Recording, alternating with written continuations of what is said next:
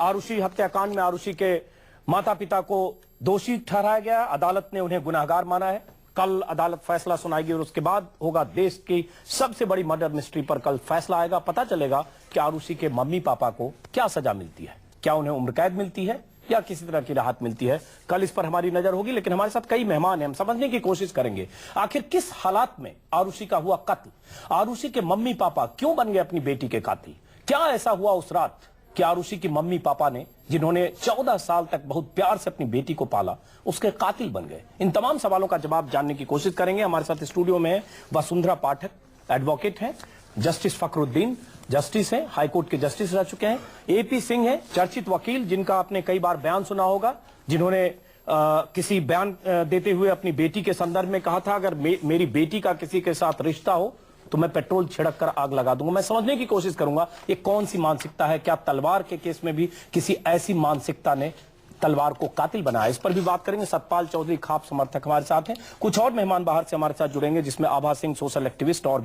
हम समझने की कोशिश करेंगे क्या है पूरा मामला। सबसे पहले जस्टिस फखरुद्दीन, जो पूरा आज फैसला आया है एक तरह से सर्कमस्टांशियल एविडेंस पर आया है, परिस्थिति जन्य सबूत।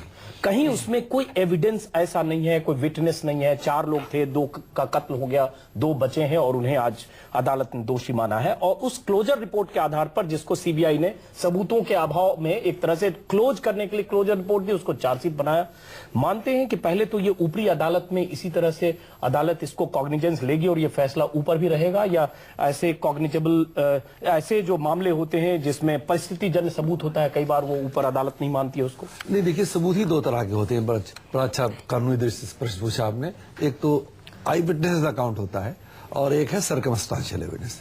सर्कमस्टांशियल एविडेंस अगर वो पूरी तरीके से सबूत हो जाता है, लिंक और चेन मिल जाती है, तो it is as good evidence, but sometimes there is much better evidence, because वो कहते ही है कि आदमी झूठ बोल सकता है, लेकिन अगर सर्कमस्टांसेस सही ढंग से प्रिजर्व की गई हैं, साइंटिफिक एनालिसिस है और उनकी व्याख्या की गई है, तो circumstances do not lie, circumstances झूठ नहीं बोलते।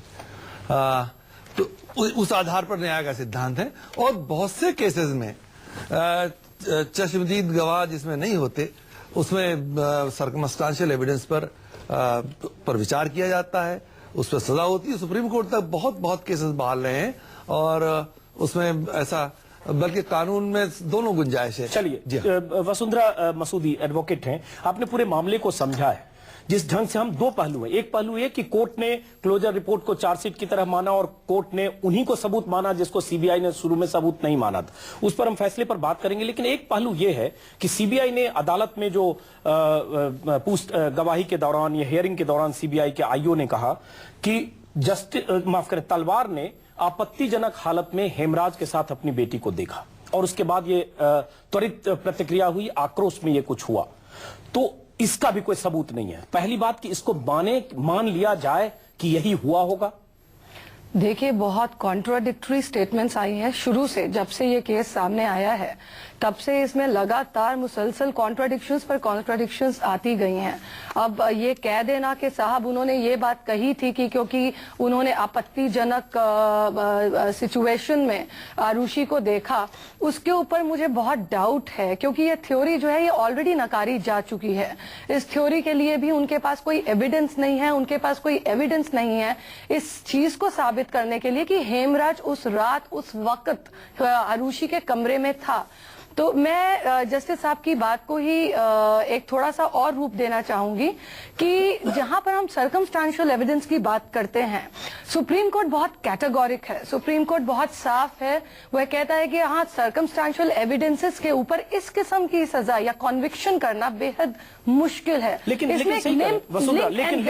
जो सीबीआई की जो रिपोर्ट है, क्लोजर रिपोर्ट को ही अगर देखें, जिसको कोर्ट ने चार्जशीट माना, इसमें सीबीआई ने बाकी पहलुओं को एलिमिनेट कर दिया है कि नौकर नहीं मार सकता है, बिल्कुल सही। बाहर से कोई आया नहीं, बिल्कुल सही। हेमराज कत्ल कर नहीं सकता, उसके पूरे पॉइंट सीबीआई ने दिए हैं और घेर कर माँ बाप को कहीं न कहीं 10-20 पॉइंट के साथ सीबीआई ने कहा ये वजह है, इससे लगता है माँ बाप ने ही कत्ल किया। देखिए अंजुम साहब, जानना बहुत जरूरी है कि ये वही सीबीआई है जिसने क्लोजर रिपोर्ट डाला था।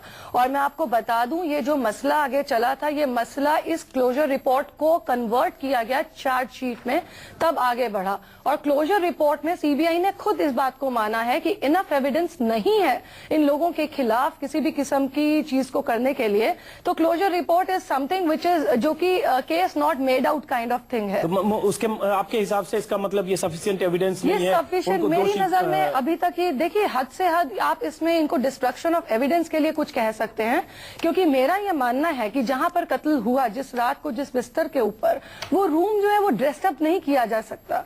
बिकॉज जब हम लोग लेकिन ड्रेसअप किया गया जो सीबीआई की क्लोजर रिपोर्ट है। मैं वही कह रही हूं। लेकिन जिस ढंग से सुबह जब वहां नौकरानी पहुंची सुबह 6 बजे, नौकरानी से नुपुर तलवार का जो कन्वर्सेशन है, उसके बाद नौकरानी जब ऊपर गई, चाबी नहीं थी, ऊपर गई, तब कहना देखो हेमराज ने क्या किया।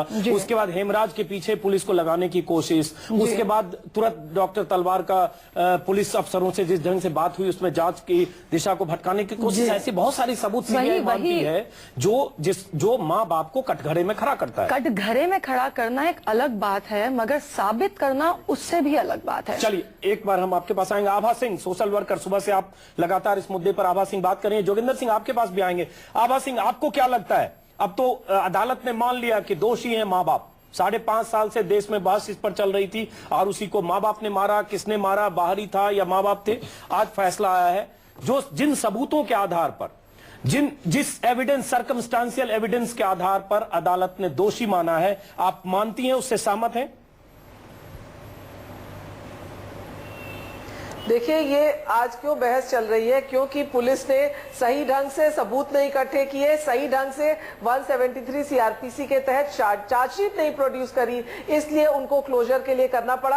आज का जो जजमेंट है ये जुडिशरी की मिसाल है, उस जज प्रीति सिंह की मिसाल है जिसने क्लोजर रिपोर्ट को नहीं माना और कहा आपके पास इनसफिशिएंट एविडेंस है, लेकिन जो देश के सामने है, मेरे सामने है, सर्कमस्टेंशियल एविडेंस है, प्राइमा फेसी एविडेंस है, साफ दिख रहा है कि ये जो मर्डर है ये राजेश और नुपुर तलवार ने किया है। और उस क्लोजर रिपोर्ट को उन्होंने चार्जशीट में कन्वर्ट करने को कहा, जिसमें 302 मर्डर का चार्ज लगाया गया, 201 डिस्ट्रक्शन ऑफ एविडेंस, सबूत को मिटाने का चार्ज लगाया गया, और राजेश तलवार पे सीबीआई को, पुलिस को गुमराह करने का चार्ज लगाया गया। और आज भी उन्हीं चार्जेस के तहत कोर्ट ने नुपुर तलवार और राजेश तलवार को गिल्टी पाया है। तो देखिए, यहाँ में थोड़ा जो है कुछ पुलिस की गलती थी जिसकी वजह से ये केस इस तरह आगे चले। आपके सहमति के लिए आपको वक्त दूंगा, लेकिन जोगिंदर सिंह जी, सीबीआई की भूमिका पर सवाल शुरू से थे। सीबीआई की शुरू में जो जांच रिपोर्ट थी, जिस ढंग से सीबीआई ने एक तरह से 3 नौकरों को फंसाया कहा गया, बाद में वो नौकर बेकसूर निकले। उसके बाद सीबीआई की क्लोजर रिपोर्ट में सबूतों की कमी का रोना सीबीआई की तरफ से, और आज उन्हीं सबूतों के आधार पर, जिसे सीबीआई ने क्लोजर रिपोर्ट माना, उन्हीं सबूतों के आधार पर आज तलवार दंपति को एक तरह से कातिल करार दिया गया है। तो पहली बात, आप सहमत हैं, हालांकि अदालत के फैसले पर सहमति असहमति जताने का हमारा हक नहीं है, फिर भी उन सबूतों के आधार पर आपको लगता है कि सीबीआई ने जो काम किया वो सफिशिएंट है उसको कातिल करार देने के लिए ऊपरी अदालतों में भी? नहीं, देखिए साहब, ऐसा है, जब हमने 3 अंग हैं देश की गवर्नेंस के, एग्जीक्यूटिव,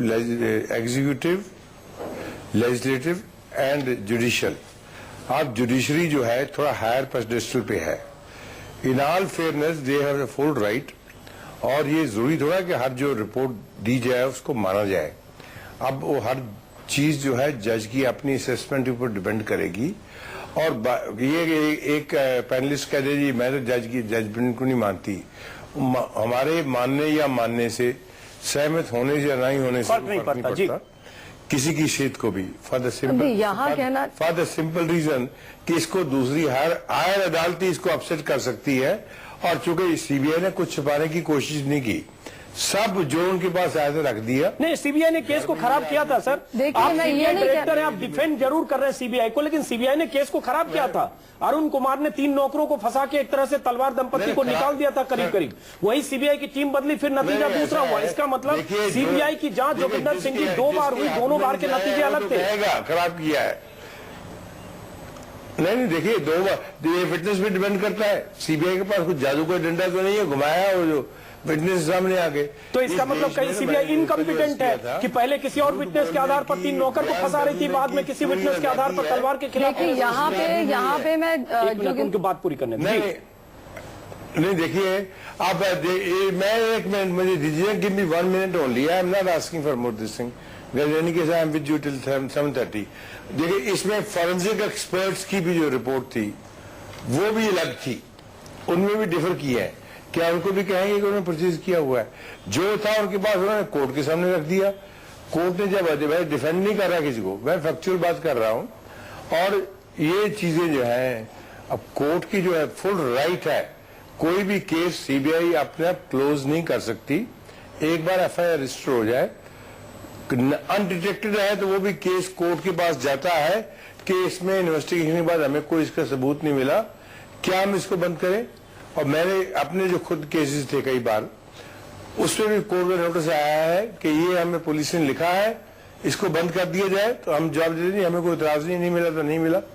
चलिए, आप मानते हैं सीबीआई ने सही काम किया। चलिए जोगिंदर सिंह जी, आपके पास आएंगे, दर्शकों को बता दें